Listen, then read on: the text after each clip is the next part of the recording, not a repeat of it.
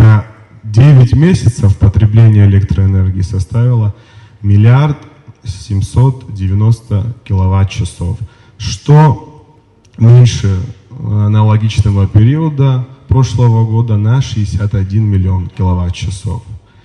В деньгах, если бы мы покупали бы вот этот объем, это было бы свыше 200 миллионов рублей нам пришлось бы заплатить вот сейчас, чтобы вот эту вот разницу покрыть. То есть мы 201 миллион уже сэкономили.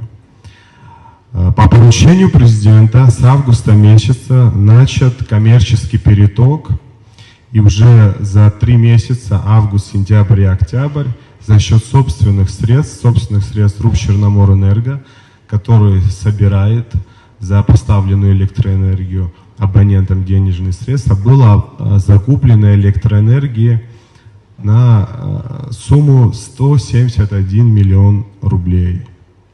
До конца года также президентом поставлена задача осуществить всю необходимую поставку электроэнергии собственными средствами для того, чтобы мы прошли без отключений зимний период.